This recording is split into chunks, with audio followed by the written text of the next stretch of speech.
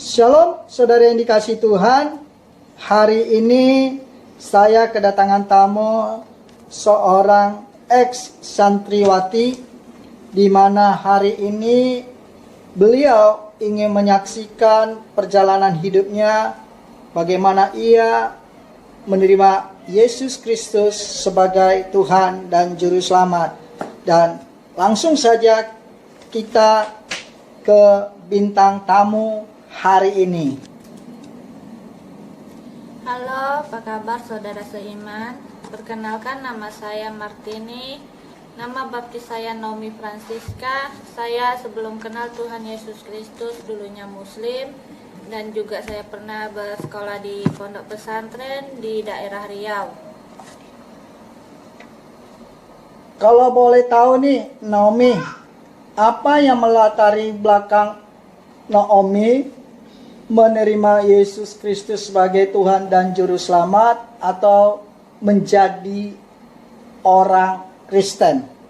Karena di agama lama saya diperbolehkan atau diizinkan untuk suami berpoligami atas berdasarkan pada Al-Quran An-Nisa ayat 3. Jika kamu takut tidak akan dapat berlaku adil terhadap hak-hak perempuan yang yatim, bila mana kamu menikahinya, maka nikahilah wanita-wanita lain yang kamu sayangi. 2, 3, atau 4. Kemudian jika kamu takut pada perlakuan adil, maka nikahilah satu orang aja. Jadi ini yang melatari Naomi ya, supaya tidak dipoligami. Tapi yang pastinya di dalam ajaran Kristen itu laki-laki atau suami tidak boleh memiliki istri lebih dari satu. Dan ini juga saya mau nanya nih Naomi, apa perbedaan di saat Naomi menjadi orang Kristen dengan sewaktu masih di agama yang lama? Perbedaannya sangat jauh banget ya. Setelah menjadi Kristen, saya mengalami kedamaian, kebahagiaan dalam pengajaran di Kristen. Wanita itu sangat dihormati, dihargai, dan tidak ada namanya dipoligami, baik di bumi maupun di sorga. Pengajaran Kristen itu adalah kasih dan diterapkan dalam kehidupan sehari-hari.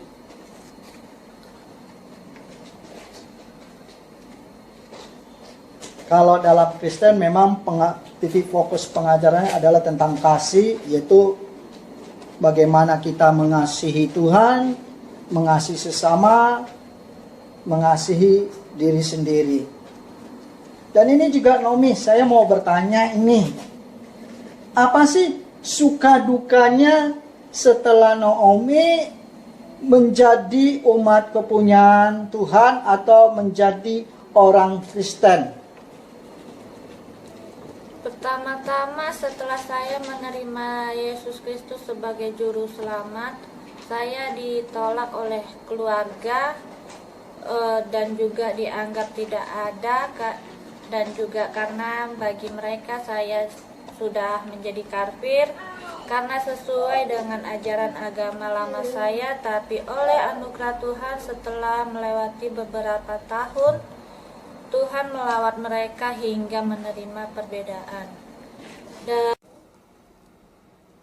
Dari orang Kristen juga ada. 9 tahun yang lalu suami saya bekerja dengan orang Kristen yang omongannya rohani saja.